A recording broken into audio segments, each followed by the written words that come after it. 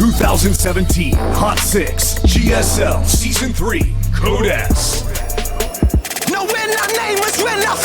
It's time to decide the first player who will move on to the round of 16 in Season 3 2017 of the GSL Code S. The #1 GSL player against the #1 Korean ladder player. It's going to be GuMiho going up against Rogue. GuMiho already having blood drawn tonight against a laser. I think played a very nice series against him, but unable to finish him off there in the end. Will GuMiho be able to fare a bit better against Rogue?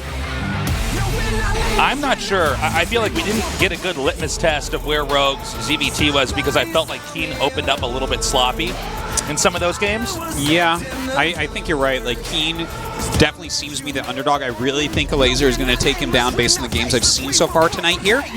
But I guess we'll see about that. Now, Rogue versus GuMiho, who do you think actually takes this? I think GuMiho does. You think GuMiho takes it? Yeah. I'm actually leaning towards Rogue. I feel like Rogue is the type of guy who can kill mech, and I think after seeing those games that Gumi busted out against a laser, should give Rogue enough to work with here. I see what you're saying, but here's my only counterpoint. And I respect your right to say it. And I respect your opinion and your beliefs. And I'll defend to the death your right to say it. But I feel like GuMiho plays a different style of mech than what Rogue is used to. I feel like GuMiho has a much more active mech that does not have the same kind of holes in it. So I'm leaning towards GuMiho. But look, if Rogue wins, this guy is rank 1 and has been rank 1 GM on the Korean ladder for a long time. Yeah. So you can't be that surprising. No. Game 1 is going to be on Abyssal Reef. Okay. That's my story, the end. Wow. Great story I'm there, sticking bro. to it. You watch, it's going to be Abyssal Reef. By the way, I was talking to Laser during the break a little bit. I was talking about those bases expanding to the right. Kind of likes to have that area for the wide openness of it. But anyways, that's neither here nor there. Well, I guess it's exactly here. Abyssal Reef. You can fly, you can tell them that you tried, but there ain't no going back. They'll never catch me. I wish we had Nickelback every season. They'll never catch me. Is this Nickelback? It has to be. Okay, we've gone to the full circle of cool. In the bottom right, in the blue, our Terran player, he is Psystorm Gaming, GuMiho. Rockstar is one of the greatest songs ever created, Tasteless. I want to be a rockstar. We actually, when we set the studio up, guys, we had to make sure the acoustics are perfect so the Nickelback would bounce off the walls just right. In the upper left, in the red, our Zerg player. Jin Air Green Wings, Rogue.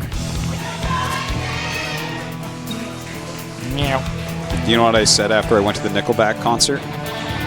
What? Hey, give me my Nickelback.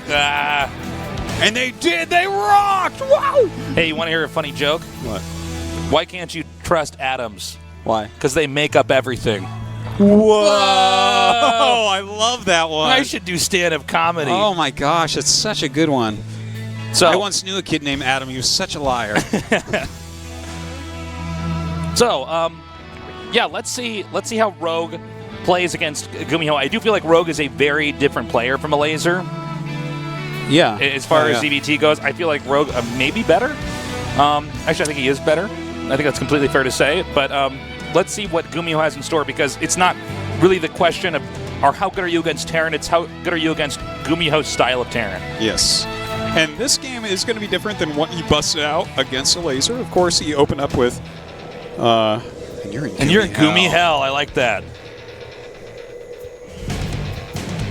So, but yeah, he's not going three racks Reaper here. So definitely a very different opening. Might just see very standard normal mech. Maybe he'll even go bio. Who knows? Well, I do wonder with the 3 racks Reaper if this is going to be a flash in the pan build, where it took over for a little bit of time and then was rendered obsolete very quickly.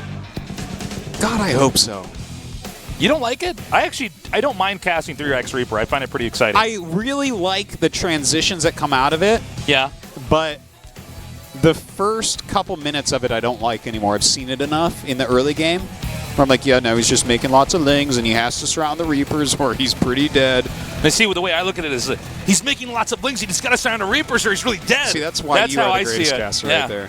Make everything exciting. No, but I do enjoy it. I see what you're saying, though. I do see what you're saying. Okay, he's actually going to get this Overlord. Wow. This is over. This is a humiliation. Oh, it's going to the screen. Look out. You think he would fall down that cliff, but no, that's not how water works. Yeah. That's funny because, you know, the Overlords are full of, like, gas, right, that makes them float. Do we know that? Yeah. Are you just like asserting this? Do we actually know that overlords are full Look of gas? at them, they're bulbous. Do you not know anything? So anyway, do they flapping their tentacles and that's how they're flying, Tasteless? Come on. Yeah, that's how they do it. Yeah, okay. Anyways, There's they're full special of gas. feathers on the tentacles. They're full of gas.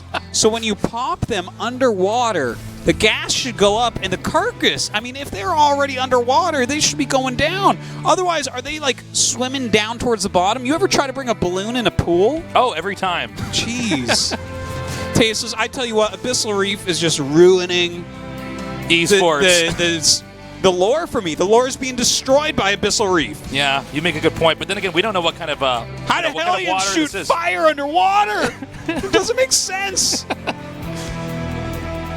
By the way, we've got the tank coming out here with the medevac. GuMiho has gone for a pretty middle-of-the-road, modest build so far. Yeah. Nothing too crazy about this. Uh-oh.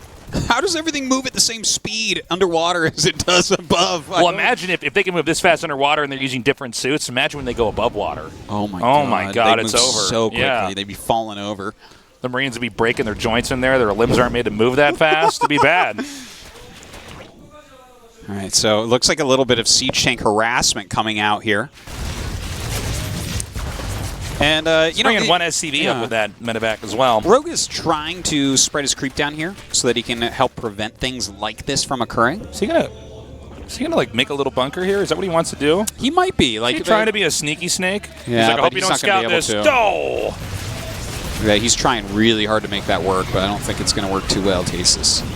Kind of surprised to see a build. I mean, I guess it's not terrible. I always feel like when I see a build like this, you don't expect to see somebody win a tournament. Yeah, GuMiho, well, that's why we never really expect him, right? Because this is the type of build that he busts out. But, I mean, I love the nicknames the Koreans gave him, the Build Master. It's just, like, perfect, right? Because he just comes with stuff like this. He's used all different builds so far today.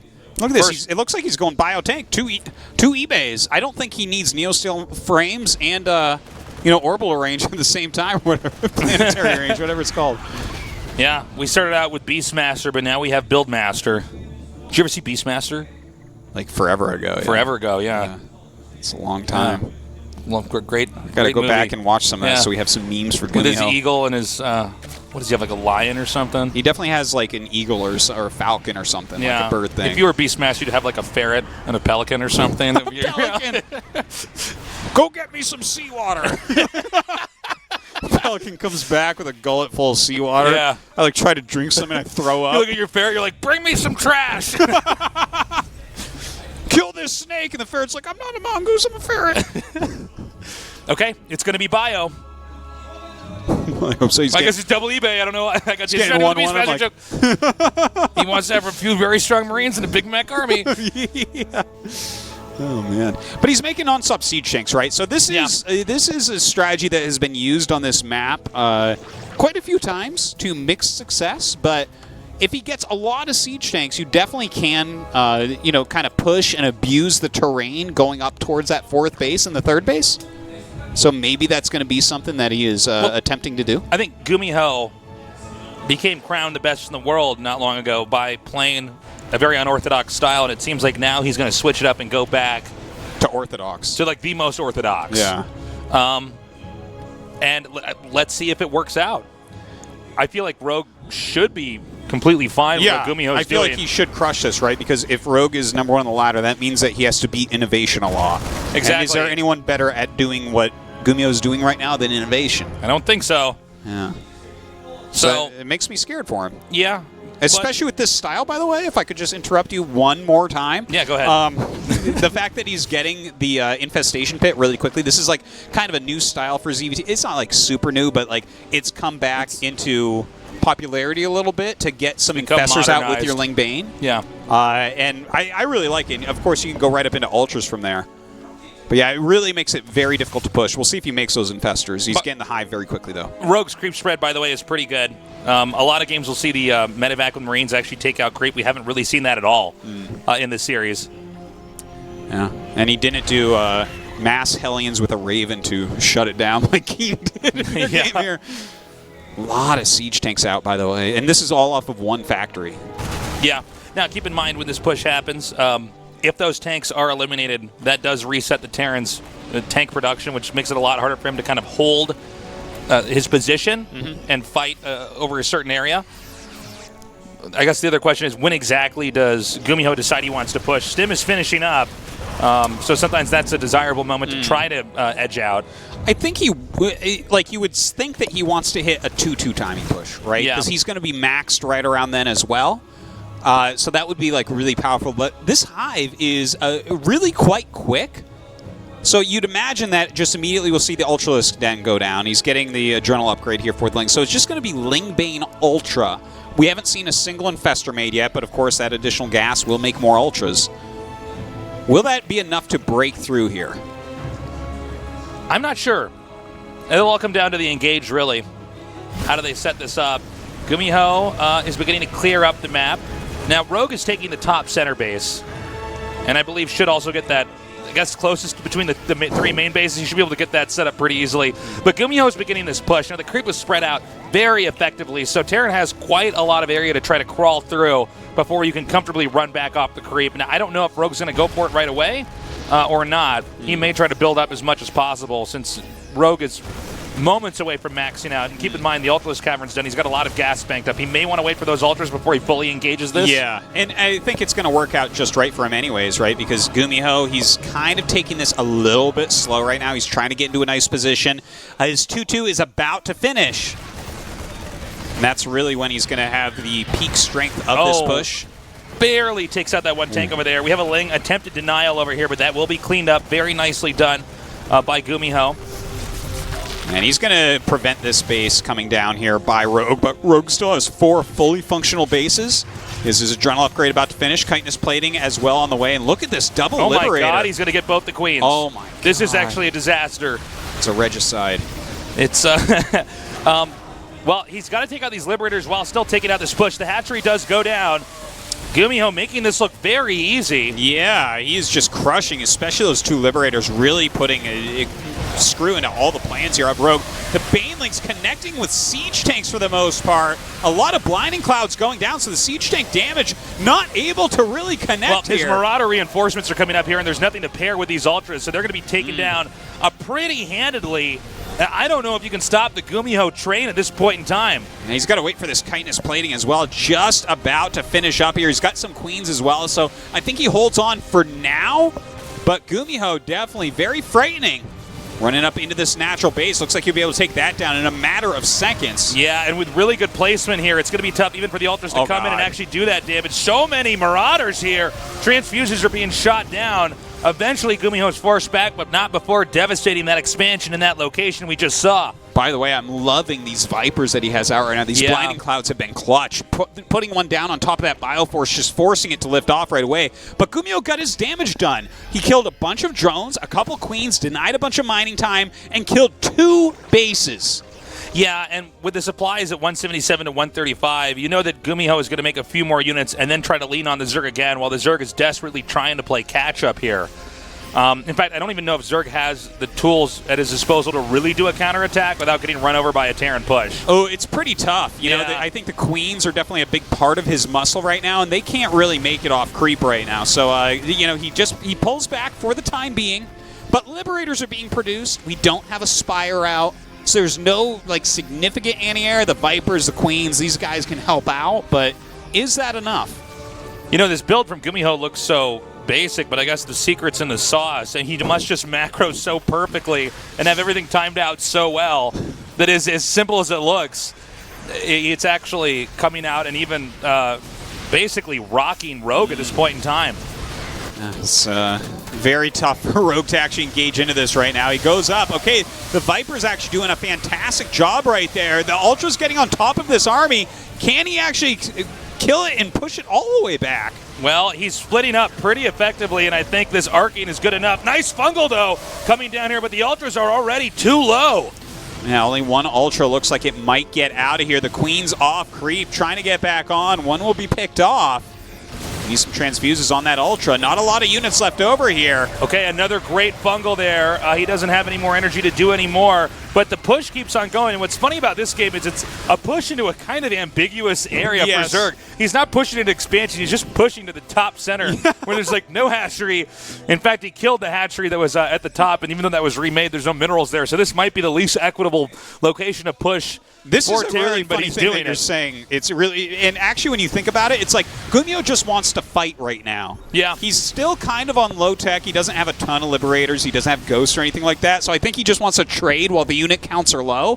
When you get too many ultras, like Bio's not going to do anything. Yeah. So like just this random attack into an area that doesn't matter too much. I think is you're kind right. of funny. He's basically just, he wants to fight. He wants to try to force the Ultras and the Banelings and the Lings forward and keep kiting back perfectly and trading effectively.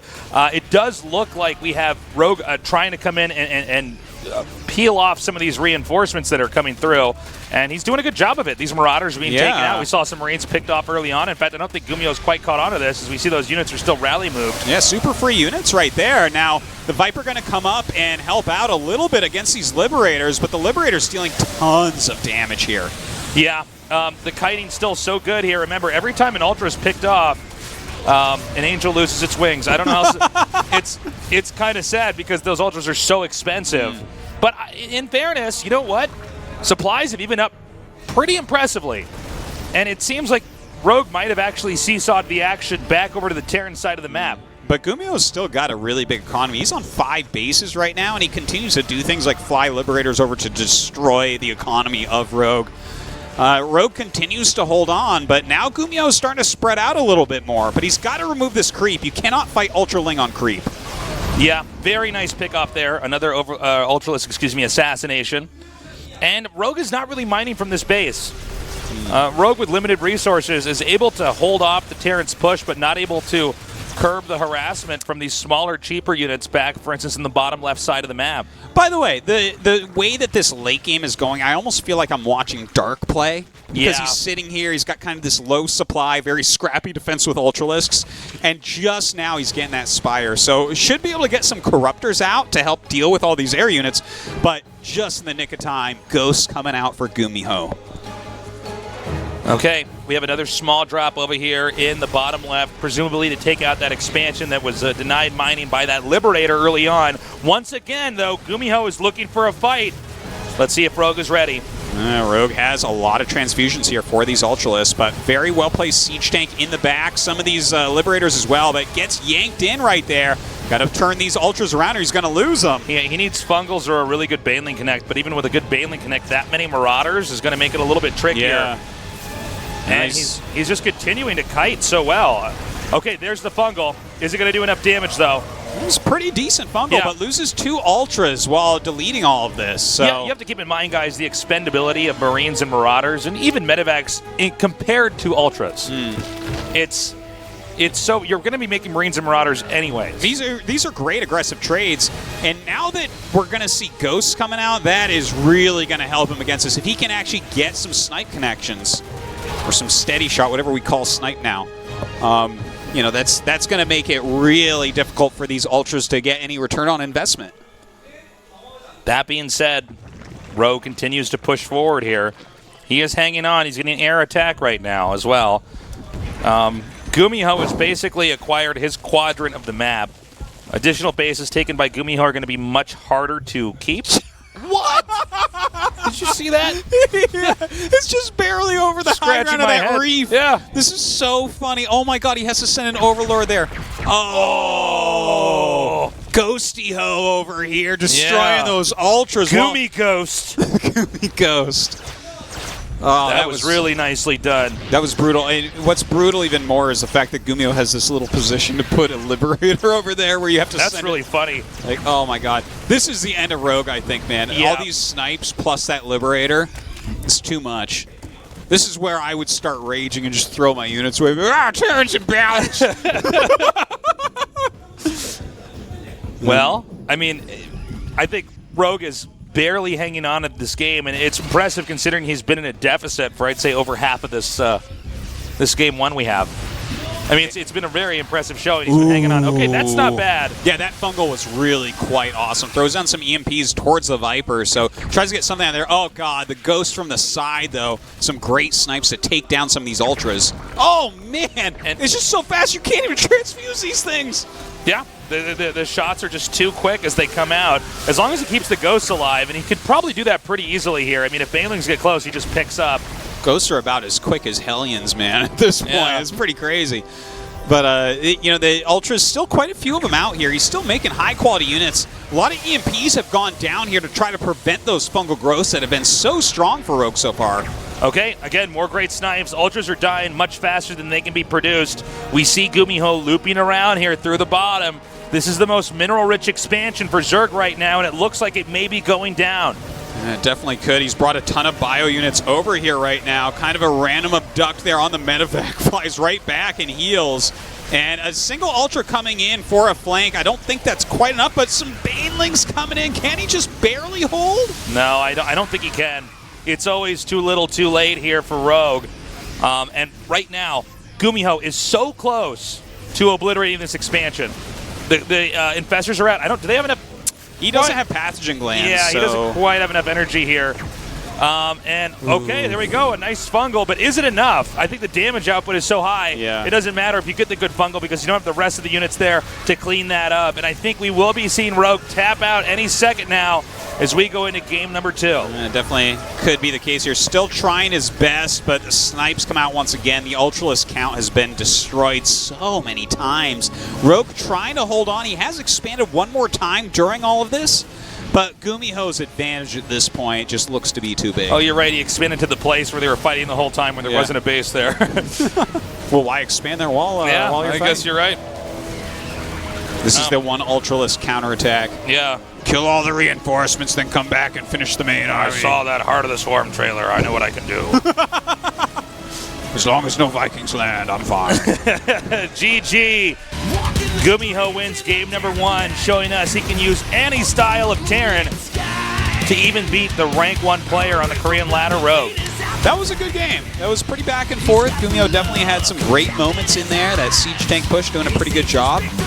And, you know, I think especially that part at the end where, like, suddenly we saw, like, 5-6 Ultras die completely free to snipes. Yeah. Just all at once. I think that is what just put it over in the GuMiho's win category. You know, that was, like, the moment where Rogue just started losing all the battles instead of holding.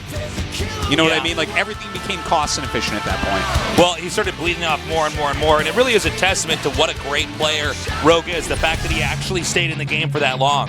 Yeah. 1 or 2 oversteps from GuMiho, and Rogue could have equalized that and possibly brought that to a lead. That was a dark-esque game coming out of Rogue there at the end. Like, really some clutch holding. So he is still on top form, still can do it, but the defending champion does lead here 1-0. We are going on into game number 2 on the map Newkirk Precinct. GuMiho, the previous champion of Season 2 of the GSL, against Rogue, who's currently ranked 1 GM on the Korean ladder. Let's go. Wow! Oh. This is a sick first day of GSL Tasteless. It's good to be back. Let's go into game number 2. Good luck, Rogue. He's going to need it. It's good to be back. And immediately Nickelback, ain't no going back. I can fly, can't catch me. Whatever. In the bottom right. Psystorm Gaming, GuMiho. And us, as his fans, are just his Gummy Bears. Mm-hmm. I'm more of a gummy worm. Oh, yeah. Gummy worms were good. Yeah. Gummy worms are even better. They're more fun to eat than gummy bears. They definitely are. You're like, I'm eating worms. This is gross. Nah. They don't have... Generic green wings. They don't have such a good song, though. You remember the Gummy Bears cartoon? Gummy bears bouncing here and there and everywhere. We are the Gummy Bears. Yeah. I used to watch that at school. That stuff that makes them bounce around. Yes. And I'm young enough that I'm not questioning what the hell is going on here. Yeah. No, but eating gummy worms are great when you were a kid because it was like, you know, you're eating a worm, but it tasted good. Yeah. You know. And they're kind of long. You like slurp them. You're like, no, you're like, look at me, I'm a bird. Yeah. Feed me, I'm a baby bird. But no. Is that what you and Day9 used to do? Yeah, man. We turned out pretty poorly. Well, I can see why you Yeah. both are StarCraft guys. Yeah, for sure. So, on this map, I think a map that definitely Terran can push in a lot more different ways. And there's definitely a specific focal point that Terran can push into that can definitively end the game. Right? You know, if you look at the last map, there's like a lot of different angles. Yeah. I think that's one of the things that makes our previous map complex as far as pushes go. Is like, where do you expand and then where do they push you from there? Terrain complexity is such a big part of StarCraft, and Yeah. it's something that people don't really talk about. People are just like, oh, this unit is now the balance. People don't talk about it because we're talking about gummy bears too much, but we probably have some blame in this. Well, But no, you're totally right. Yeah, I mean, push paths and terrain complexity, it's a huge factor, especially, I'd say in StarCraft 2 more than StarCraft 1, where, you know, you have these huge armies you can actually push through a very specific area. Yeah. You have to be totally ready. Terrain is more complex in StarCraft 2 because of the units like Blink, Reaper jumping, you know, like, for instance, Liberators. These units, like, really make it kind of crazy what you can do with terrain. Unlike in StarCraft 1 where you say, oh, that's a ramp, well, Dragoons and Goliaths can't go up and down that. Yeah. Oh, my God. It's so funny. So, There's a wall behind my minerals. I guess a storm drop is going to kill me this game. So, going into this game, is Rogue going to try to play the defensive reactionary Zerg style that we kind of tend to view as the proper way to play Zerg, or does Rogue, in fact, want to try to up the ante and do something aggressive and try to kill the Terran before the Terran gets all his pieces set up to start those pushes? You know, you can try to be aggressive against Terran, but it just doesn't work as well as against, like, you can really, you know, pull the trigger and go crazy on Protoss or Zerg with Zerg, but against Terran, they can kind of, like, a build like this, you're going like Reactor Hellions and you have a starport that can make a Banshee. You can't really kill that early on very well. If the Terran's on top of things, they micro well. It's tough, so I think Rogue will play that reactive game. GuMiho's looking at Keen right now like, I'll show you how to do it. And then he just notices his God. base and kills him here, too. Oh, my God. Oh, my God. Okay, so this is what is really that building? cool. That's never been made before. Yeah. Did they make a new building in the game? Yeah. A fusion core? What's a fusion core, Tosis? What does that let you make? Oh, my God. Fusion cores. Fusion core. Wow. Oh, man. Blizzard, this is the best Easter egg you put in the game. We don't see that in this matchup. Wow. Fusion core. Fusion core. Huh. It's just so funny. Yeah. Oh, my God. Okay, so, like, while battle cruisers are cool and all, I expect that we'll see a Liberator range, right? And, like, just screw up the minerals really badly, force your opponent to counter that somehow. I guess you can go with maybe Ravagers with Bile in the right position. Is he going for Liberator range? I mean, he has to, right? It can't be a battle No, cruiser. it's got to can be it? battle cruisers. I mean, I would love to see it, but oh, it is a battle cruiser. Oh, I love it. Oh, my God. Nathaniel's just Craigasmed. Yeah. Rated his PC. This is amazing. This is going to Are be you great. really going to do this in the round of 32 at GSL? Yeah, dude. I'm not sure if I'm supposed to be happy or angry. Oh, man, is this going to work? I don't know. It's I hard don't to say, know. man. Like, battle cruisers are pretty neat, right? Like, the jump ability, like, as long as it's on cooldown, the battle cruiser does not die. It just lives. And he's getting Yamato, right? So that means that he can just, like, one-shot queens, I guess, and, like, you go in, you one-shot a queen, you kill a few drones, stuff comes up to stop it, and then you bounce away. Great strategy. Fun fact, you know, in the single player of StarCraft 2, a lot of the Terran discussions took place in a battle cruiser. That's true. Yeah. Bet you guys weren't paying close enough attention, but that's true. Well, it's the battle cruiser. It's like the operational center of everything. You thought it was the command center. Hyperion specifically. That's right. That was one where there was a lot of discussions. That's right. Each battle cruiser has a name. This is gonna look at this. Is that the Hyperion? He sees it. Like, oh my God, it is the Hyperion. It has like 6 stats. Okay, so he's making a second battle cruiser now. Guys, spread the word. GuMiho right now is going battle cruisers. Okay, here we go. Oh, man, I hope we can get a shot of Rogue's face while this is happening. He's like, I wish we "What?" did. Uh-oh. Oh. Well, he jumped over here, so that's just Okay, going to die. well. Oh, meanwhile. Oh my God. Well, this might be the bigger moment here. He wanted him to kill the battle cruiser so he could get all the drones. I don't know. Is that really it, though? He's making more. Okay. Well, I'm pretty so sure he losing gave it a to battle cruiser and he has 4 to 6 Hellions to kill 10 drones. Like, Worth. Totally worth. I guess. Yeah. I don't know. Style points. I don't know what's going on, man. I don't know. What is? You should just go mass BCs, obviously. If you had covered the IDs up and had somebody guess who's doing this, you would never guess it's GuMiho. Like- No one in the world. Well, I'd be like, oh my god, they voted Nathanius in the Nathanius is in the GSL. GSL. Good luck, Nathanius, with your battle cruisers. Okay, Overlord goes down. Good job, battle cruiser. Yeah, I want this to work. This Look, one's he's called- just making more starports. He is going mass battle cruisers. His Oh, this fusion is core so is fun. almost spotted. Uh-oh. What if he finds that fusion core and kills it? Oh, man. Okay, now we know that kills that in one shot. Great. Now, There's very little that does not kill Yeah. in one shot. 300 damage. It's too much, guys. someone get on Where's Reddit. David? We're gonna change the damage of the battle cruiser. Look at this now. He's getting the liberated range finally. I can't believe we're seeing this. Yeah, this is wild, man.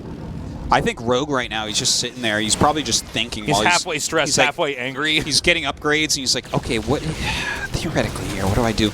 Because, I mean, I've definitely seen battle cruisers a lot against Protoss. A lot of people have tried this out, and Yeah. it works reasonably well, actually. If you don't know how to counter it, it can absolutely kill you. But this here against Zerg, I'm trying to remember last time I saw pro-level Well, BC against Zerg, and I don't think I ever It's not have. just pro level. It's that it's the former GSL champion doing this against Rogue. That's The what it number makes one it even. player on the ladder. Yeah, that's what makes it even more insane. Well, I would understand if he's like, I'm a Harlem Globetrotter and I Yeah. can do all these cool tricks. But no, I mean, you're against somebody who's highly respected. I mean, there has to be either. Well, this is one thing he never saw on the ladder. Yeah. We can be pretty sure of that. Okay. I'm sorry. I'm trying to process. Well, I'm just What- excited. Now, Show I me think more. Zerg has the right idea by making mass mutas, but if Terran gets the proper amount to just combat air, then this completely tips the game over. Like, if you upgrade air attack, like, a couple times, I mean, Liberator's definitely got a big nerf against mutas, but they still can counter them. You know? Yeah. Like, Well, I guess he doesn't have an upgrade yet. He's still on +0, so those are still, like, a little bit useful, but, The like, thing I is, guess though- he's, I don't know. So okay, so when Terran's going for this, it seems like there's some viability in Terran surviving while they do this. It doesn't seem like Zerg can directly punish it, but the problem is that Zerg also gets to expand freely. Yeah. And it's pretty easy to defend whatever the Terran's going to throw at you. I mean, after those Hellions are picked off, what are Terran's great opportunities to come in here and punish Zerg? Basically Yeah. none. I think. Okay, so I'm trying to like look at absolute endgame, right? Because a lot of times when someone has to turtle this hard, Oh you'll my just. god. Ooh, that's a really good little Ling attack there. A lot of mules going down. Very, very annoying stuff. Okay, but let's talk about ultimate endgame, right? Yeah. I feel like you are eventually going to need some Vipers in here, but eventually won't this turn into lots of Ravens? Like, when you I go suppose air to so. counter everything, I think eventually that's- you'll just have lots of Ravens and just That's- blow everything up. I think you're 100% correct because that's kind of the final piece, right? Yeah, You have these battle yeah. cruisers. You can use Yamato, or you can try to relocate your air army or win with harass, and then you eventually have Ravens, which makes it sort of an impossibility for Zerg to ever properly engage Yeah. as the Terran trades energy into your gas-costing Zerg units. Okay, the battle cruiser's kind of chasing these mutas around right now. Lots of corruptors out. Of course, you can just jump the BCs away. Or, you know, There they are. all right, here they are. So he's trying to use these Hellions to get around the map. The Hellions haven't done that much to impact this game. Not surprisingly, the Terran is behind in supply, as it normally looks when you're meching. Uh-oh. This could be very good here for Rogue, I would say, right? Because he already jumped with these BCs. Well, let's see if he can kite properly. The mutas are in a pretty good position. These glaives with that attack upgrade are going to be pretty nice against all these air units. It seems like he's taken out the mutas themselves, so it's just corruptors, and I guess he just has enough liberators. Yeah, it looks like just barely, but he did end up losing a couple BCs. We're watching a tech tightrope walk. We just don't get to cast, really. No. So this is a little bit hard for us to follow here as well, as we're kind of mapping out, all right, what exactly is the right unit combination, who can engage who. And I do believe you're correct, Artosis, that Rogue probably doesn't encounter this that much either. No, which may be throwing him off. I just didn't expect somebody like GuMiho to do this. Yeah. Of all people, who's won off of ingenuity and hyper stability in the last series, to then basically throw a monkey wrench in the build order gears of Rogue here is pretty surprising. Every game he's bringing different builds, right? So this guy is like super prepared for tonight, and nothing you could have done would have prepared you for exactly these games. But there's a lot of roaches out right now, right? So like the Liberators can deal with those, but then if they're sieging up, that's where Corruptors can pick them off. So he needs like a lot of anti-air here, like missile turrets and things. I feel like Rogue came in here ready for an MMA match, and GuMiho turned and said, "We're doing ballroom dancing. 1, 2, 3, 4. 1, 2, 3, 4." That's a great cadence. Rogue's like stepping on GuMiho's feet. GuMiho locked eyes with him. Let me lead Rogue. Exactly.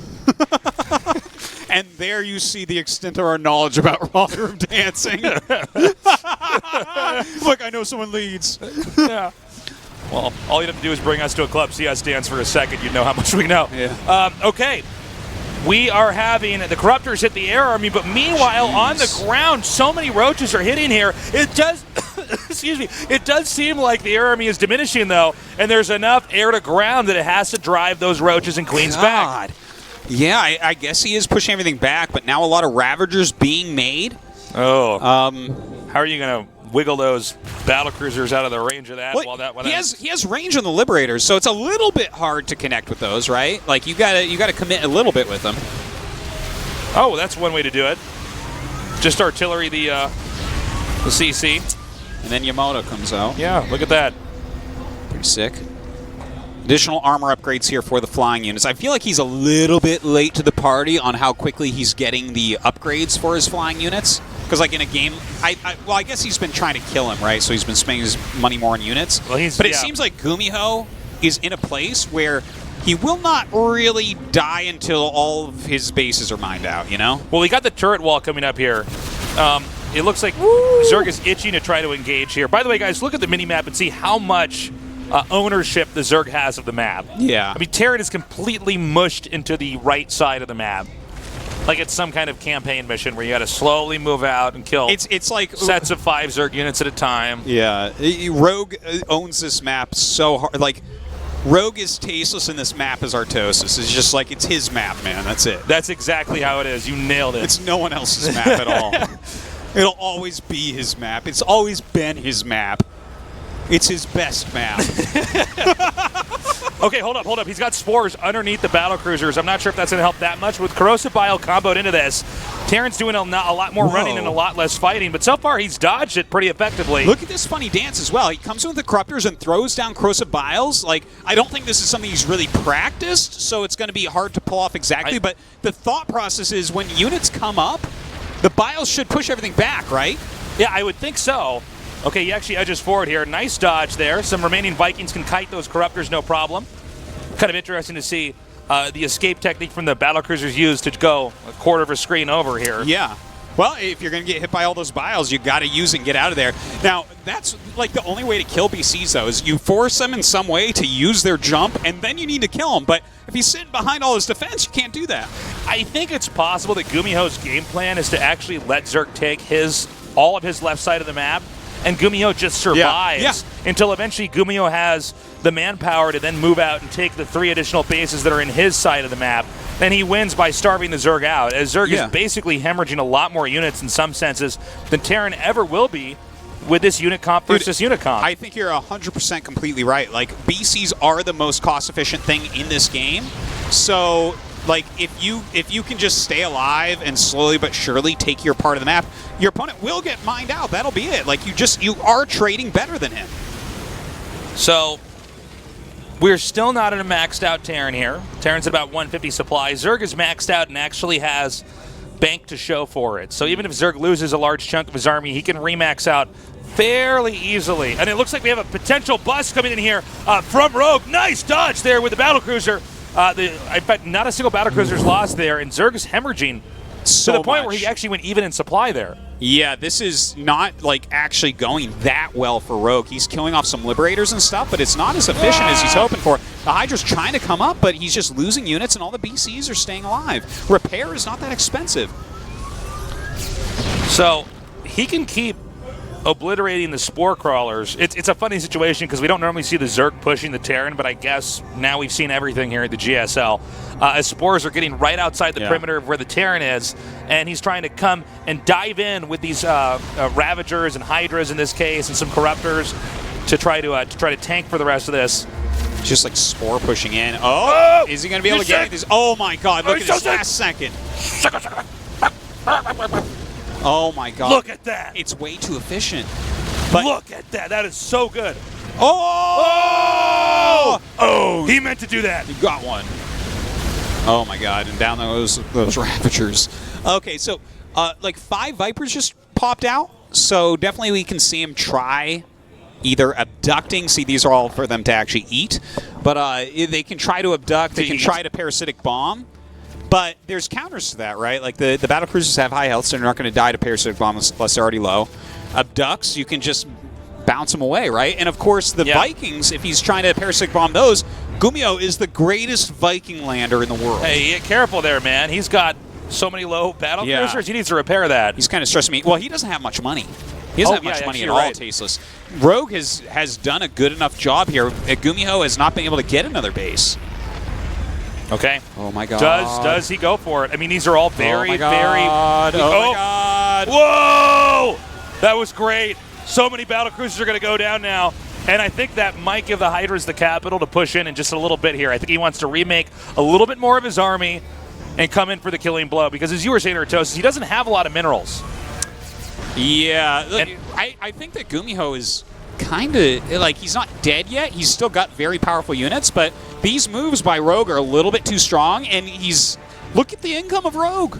It's just so much better than what GuMiho has going on. I wish we could do a mineral check here, because I believe the only base that has full minerals is actually at the bottom. So really all that GuMiho has to do is stay alive in this game.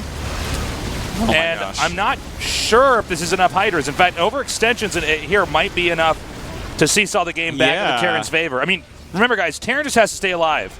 If Zerg keeps hemorrhaging units, Zerg eventually runs out of the resources on the map that will supply him with the opportunities to come out here later on. Well, GuMiho has to get another base up. Like, he just 100% has to take one of these bases, so he needs to push the creep back. This is actually really funny because the Spores almost counter this right now. Yeah. Liberators, it needs maybe that's how they get Neo Steel Frame to be used as an upgrade. That it also allows Liberators to shoot buildings.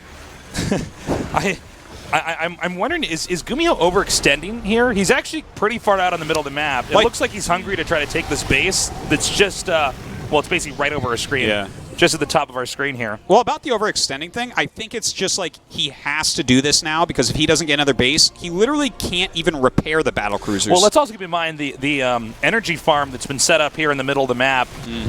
He can definitely keep harpooning units forward. This is just he's being super efficient. This is a super interesting game we have here. Now it's 113 supply to a max out Zerg. Oh my God! And Vikings on the ground. I guess the Liberators are enough of a threat to the Hydras. Yeah, it's kind of okay. He probably has these SCVs just auto-repairing everything. Because I love the Spores just running up. They're like, all right, we can get some kills. We'll cover you. Spore is the most important unit in this game. Yeah, they need to have supply. He's coming in here now. Now he's taking out those 2 battle cruisers. Is that enough, though? Lots of Hydras are being picked off here. That is enough. GG. Rogue takes game number 2. But damn, we got to cast a game with a BC rush. Never seen anything quite like that. That was totally cool, though. GuMiho, like, it looks like in some ways that Rogue owned him there, right? Because of the end. But GuMiho almost got to the point where Rogue was going to be screwed. Guys, like, you get to a certain point, a certain number of BCs, a certain number of defense, it's really tough to break through. If you're a Zerg player in the ladder, you better watch out for a hidden Fusion Core. So, we're not done yet, obviously. That's right. Fusion's hated spores.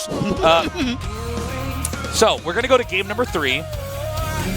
I don't think we're going to see battle cruisers again. Don't you break my heart like that. Well, if GuMiho loses and he goes Battle Cruiser the third time, we're going to have to put his arm around him and be like, you deserve that. Oh, man. So, will GuMiho go for mech this time? Is he going to go for more of a standard push? I appreciate and applaud GuMiho trying that crazy style. Yeah. Can it work against the #1 ranked player on the ladder, Rogue? I guess not. Although I have to say, he kind of made it work for a little bit there. But Rogue gets stronger as the game goes on. He's a lot like Dark in that sense. Yeah, he's a really smart player. So if he can get into that late game, he's strong. But Odyssey is coming up next. Definitely a very different map. Has a gold base. Yep. It's not really that big of a map, but definitely a lot of money on it. Will GuMiho just revert to his standard mech? We'll see. It's time for game number 3, GuMiho versus Rogue. You can ride, you can fly, you can tell them that you tried, but there ain't no going back. They'll never catch me. In the bottom right, in the blue, our Terran player, he is Psystorm Gaming, GuMiho. Again, all the fans are just his Gumi bears. The based Gumi god himself, the Towel Terran. In the upper left, in the red, ranked 1 on the Korean ladder. Generic Green Wings, Rogue.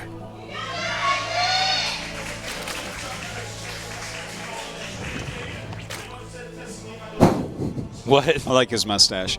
Kind of a safety opening here. Rogue does not want any shenanigans.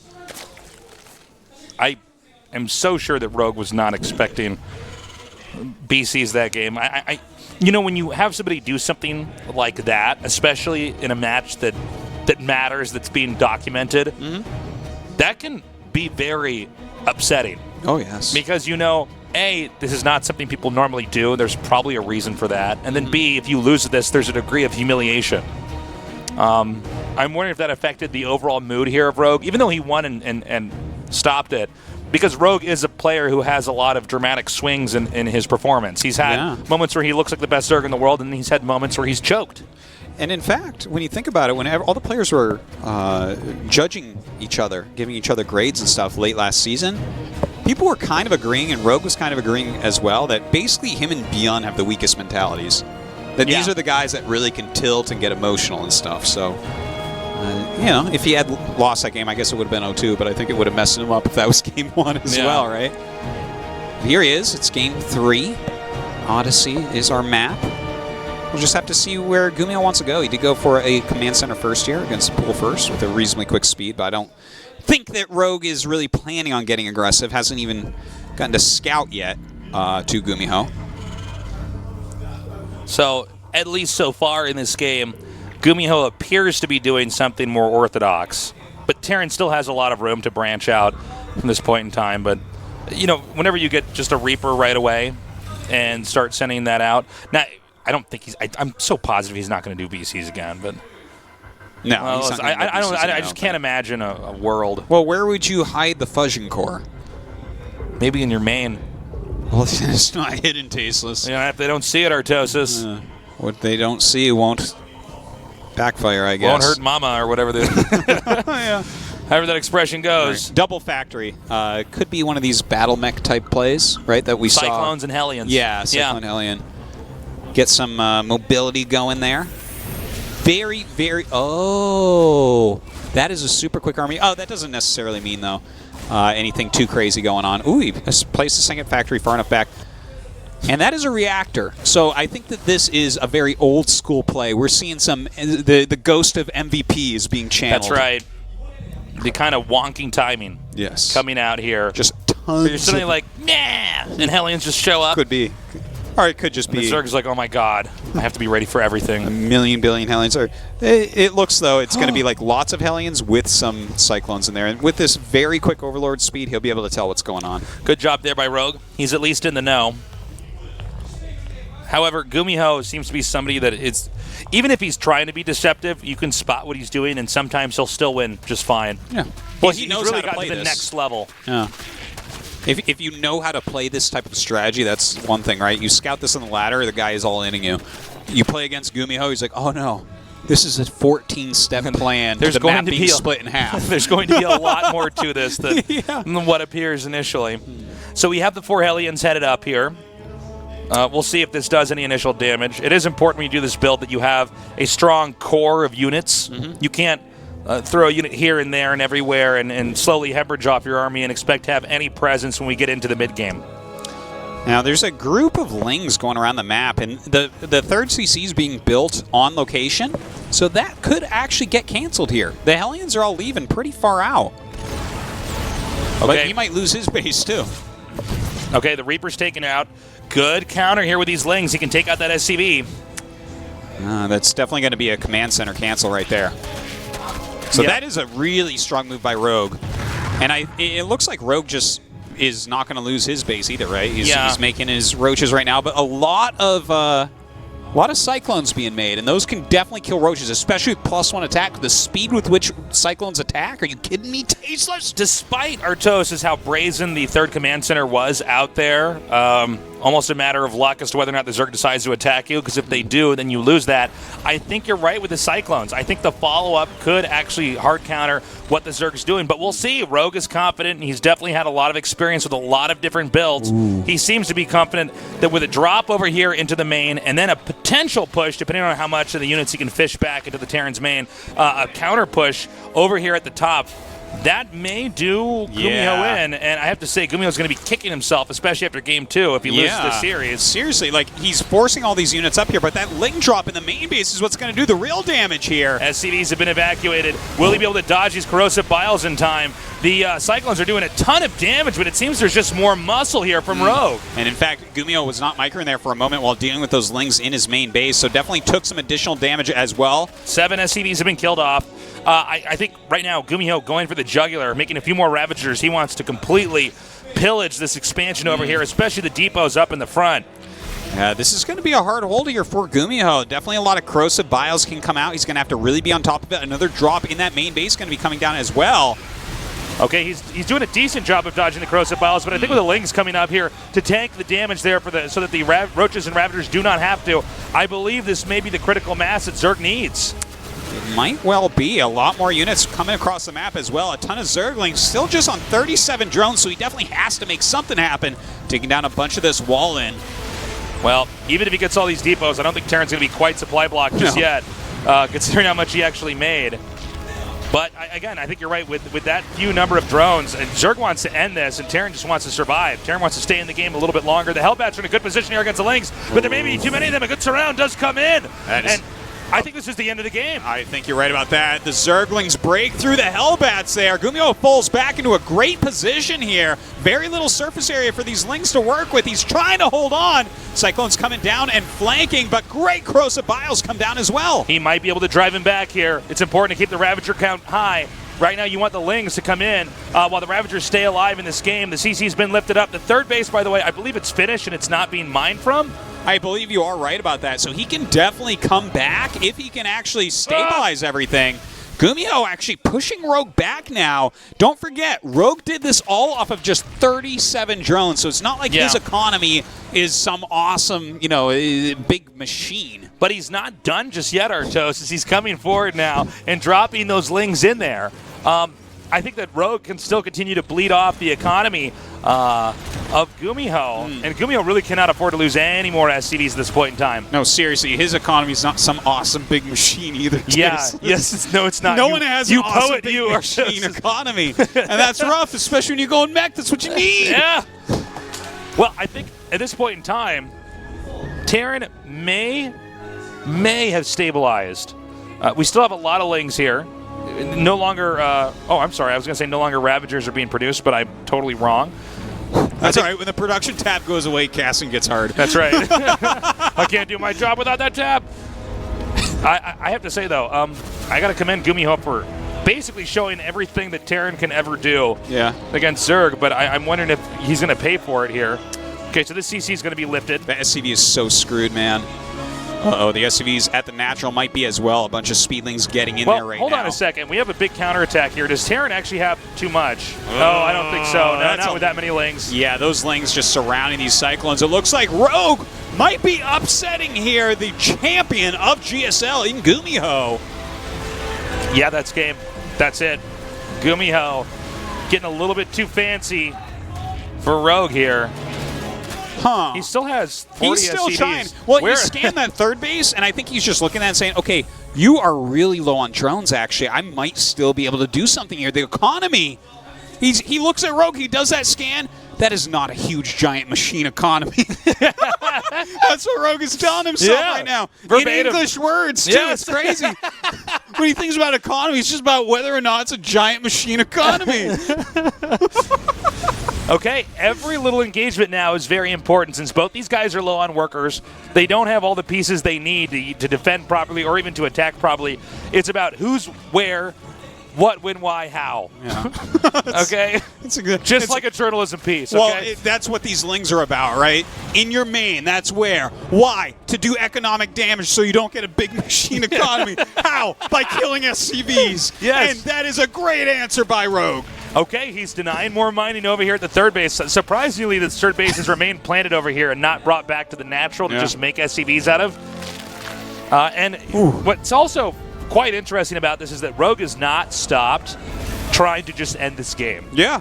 Like, games like this can actually go on for an incredibly long period of time where it looks like we're still in the first 6 minutes. I know. It's like, no, man, we're at minute 21. Well, I don't want this game to change at all. This is great. I love that he's even getting +1 armor right now for his vehicles, right? Like, that +1 upgrade will do very, very well against Zerglings, and that's what he needs because the Zerglings are shifting a lot of these battles by getting on those Cyclones. Yeah, basically the Zerg wants to make enough Roaches and Ravagers that, first of all, he has the biles to reposition the army, but secondly, he has enough, he has Lings that are up in the front, so they tank all the damage for those Roaches and Ravagers so they don't absorb any damage, while the Cyclones and Hellions, the 2 core units, are taken out. Oh my god, they're getting split up. Man. Loses those, but he did take out the Drop Overlord finally, so that is definitely an important thing. 6 Cyclones left at home right now. Losing those 2 was a big deal. Hellbat's in position. He might not have enough Lings here to engage. Probably the Lings are going to get melted basically before they can actually do any of the additional soaking they needed to. But as I say that, more Ravagers and Roaches come up. I think it may just be too much with Terran having too little. Yeah, this is GuMiho's Thermopylae right now, but instead of 300, it's 3 Cyclones. And Rogue, with this many Ravagers just punching through right now, can GuMiho hold on? These links coming up? I don't think so. SCV's being pulled in here to try to tank. He has to hemorrhage some of his workers just to keep his defending army alive. Good dodges on the corrosive biles. But again, Terran just doesn't quite seem to have enough. Oh, God, he is trying his best, though, Tasus, isn't he? He is going to break through here. Rogue throwing down so much damage, so many links coming up. But GuMiho somehow still alive. 3 of these Ravagers so low on health, if they're targeted, they will immediately be picked off. Yeah. But it's the Lings that keep winning the fights. The Lings are everywhere. Oh, my God. The amount of damage Ling... I need to see how many workers were killed. I got to text Shine and tell him to bring up the worker kill tab for GuMiho here because it is some massive number. It's like 17. I'm like, what? Gosh, I could have sworn it was more. No, You know, I have to say, it's remarkable that GuMiho is still somehow in this game. A game where there's really been no attention that Terran could give to drones to kill them. We've seen GuMiho have SCVs slaughtered in large numbers, and still GuMiho is hanging on. Oh, dude. 13-minute layer is about to finish here. Okay. 13 minutes The 13-minute layer timing. Okay, guys, Get write your build this order down. notebooks down. Yeah. All right, at 13 minutes, get a layer. But Tastosis, I'm always dead before that happens. Yeah, I know. It was a joke. Sorry it's a to long ruin. game, guys. Sorry.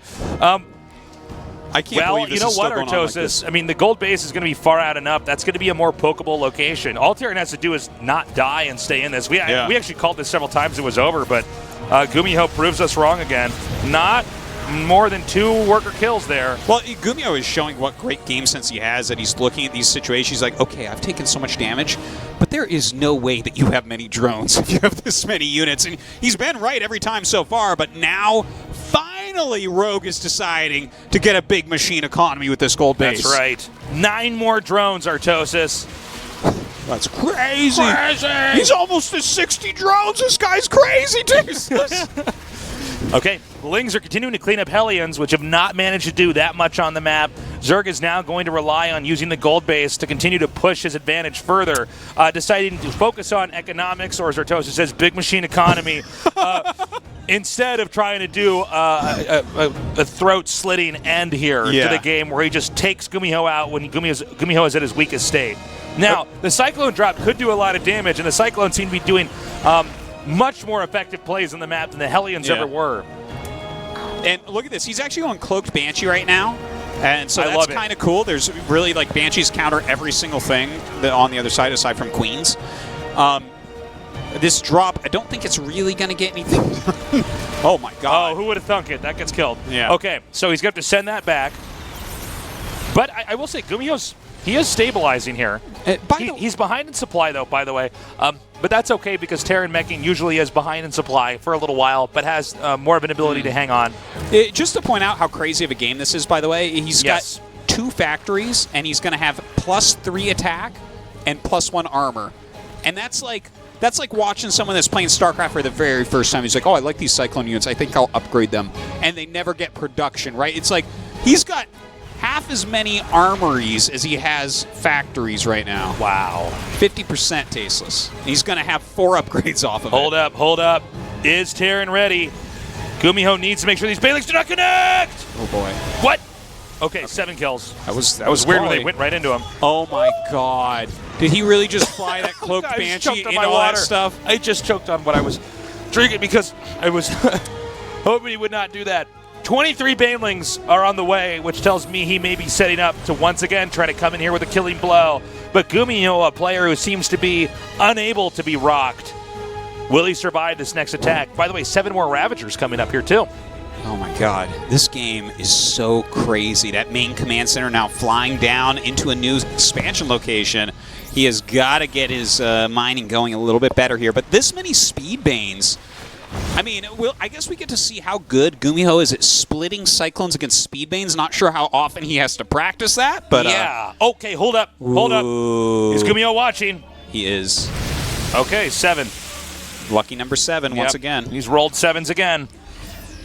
But GuMiho's now getting an additional base. Now, if he can just stabilize a little bit more, he needs a little bit more supply and maybe a little bit more sophistication in his tech. Although I guess he's not going to go for that. He's just continuing to make Cyclones Artosis. Maybe that's the name of the game for him. But I was thinking if he had got +3 attack. That's like sick damage output. I was kind of expecting him to maybe go into tanks, but I guess he's got a different approach here. He actually wants to seesaw the fight. Like, oh my God! He has no factors. There's a glitch in the Matrix. Give me 7 kills. Okay. It's not a glitch in the Matrix. That was a really weak one by Rogue. He's falling off later into the game here. But no, he actually, the CJ thing, I think you're basically right. Like, that would technically be better. But he literally only has 2 factories this entire game. They both have reactors. And this is not a moment where he can, like, just switch up willy-nilly into double factory siege tank. He's going to have no units. He's not going to be able to even spend his money. The best bang for his buck right now is making Cyclones. That is the best bang for his buck for sure, Artosis. He needs a machine economy. We see him pushing forward. He's coming in now. Now, this is a ridiculous amount of Cyclones. Oh, my God. This looks like your 12-year-old cousin is playing the game right now, but no, it's actually a GSL Codas champion. He's moving in.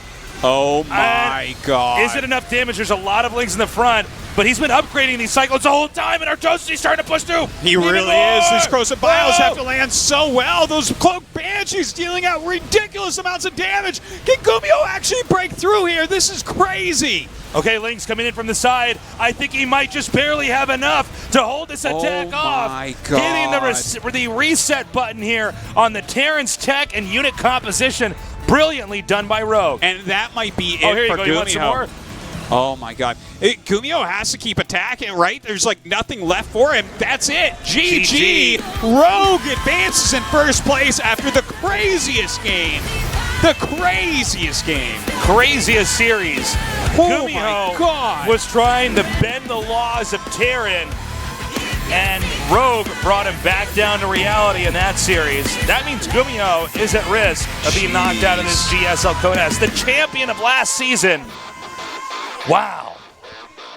By the way, guys, coming up next, we are going to have a Laser versus Keen. That's right, a Laser from Poland is in the GSL Codas with 4 other non-Koreans. So you're saying this wasn't just the round of 4 and that wasn't a best of 5 no, that we just believe it or casted? not, this is the round of 32, day 1. I still have work to do today. That's right. So, how is King going to play against a Laser? I would say a Laser is slightly the favorite here against Keen, but anything could happen, Artosis. 준비해온 이병렬 선수가 디펜딩 챔피언 Okay, on to the 이병렬 interview 선수마저 with Ro. 넘어집니다. 자, 돌아온 섹시 저그 이병렬 선수 만나보겠습니다. 축하드립니다. 감사합니다. Here we have Ro. Congratulations. 와, Thank you. 축하드립니다. 먼저 첫 번째 16강 진출자 First of all. 소감부터 들어볼게요. You're the very first player to advance. How do you feel? 제 인맥 아는 테란들을 I prepared really hard. 원해가지고 네. 테란전만 주고 장창해가지고 I asked all the Terrans who I was close with. 이렇게 열심히 한 만큼 올라가니까 I asked for help 기분이 and 좋아요. advice 네, and 오늘 training. 테란전에서 And I'm really happy it all paid off. 승리로 올라가게 됐습니다. 승자전은 패승승 역전승이었는데 네. 특히 2세트 상대가 바로 화염차 이후에 전투 So in the winner's match, 생산에 방점을 두고 스카이테라는 you win 1 loss, then 2 이걸 꼭 wins. 준비라도 한 것처럼 대처가 So 너무 GuMiho 좋았어요. Prepared, 일단은 근데 제가 a very different style. 선택했으면 but it seemed like you were fine against the Sky Terran style. 저게 해방선이 네. 약해져서 원래 안 쓰는 빌드인데 제가 네. 오랜만에 당하다 보니까 대처가 좀 아쉬웠어요. 저는. 아, 대처가 오히려 아쉬웠다. 네. 저희는 너무 잘하는 Liberators aren't as strong. 그만큼 그 연습량이 And 보였었거든요. they're not used as much. So it was 제가 unexpected 듣기로 when I saw that coming 지난 out 시즌 there. 아쉬웠던 그 8강 어인수 선수와의 결전 패배 이후에 밤새 그날 레더를 하셨다는 소문이 The last season you 너무 eliminated 속상해서 You were eliminated by Sue. 네. 술 먹고 But after the matches, I heard that 를 했거든요. 근데 네, 밤새. 못 이기겠더라고요. I heard you played StarCraft 2 all night long on ladder after that. Is that the case? 아무튼 근데 네. 그렇게 아쉽게 네. 자신의 징크스 8강 벽을 못 깨고 네. 지면 그냥 술만 먹고 It seems like you have a curse. 네. 근데 바로 레더를 돌렸다는 You don't normally advance to more than the round of 8. 아쉬워했다는 건지 느껴져요. 네, 너무 아쉬워가지고 그때 네. 생각하면은 I can feel how much you've been disappointed by the last season. 빌드만 생각하면은 네. 너무 아쉬워가지고. So were you drinking and playing on ladder all night? He says, 속상하네요. yeah. I was more than disappointed.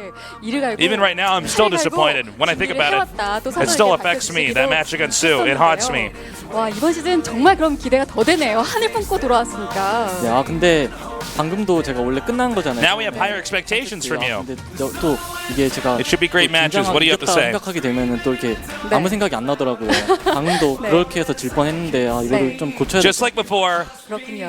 when I got my match 이번 against 시즌 GuMiho 계속해서 아마 on 주목을 map 3. 하실 거예요. 임재덕상 I also had that thought, oh, I gotta win this or it's I'm 8강 nothing. 커리어를 이번 시즌은 It was the same 과연 feelings I had 넘을 against Sue. 것인가. I gotta fix this mentality that I have. 하는데 압박감 느끼시나요? 압박감은 일단 상대가 Do you feel any pressure? 문제에 따라 좀 다를 것 같아요. 그래요? 네. 누구면 긴장이 될 것 같아요?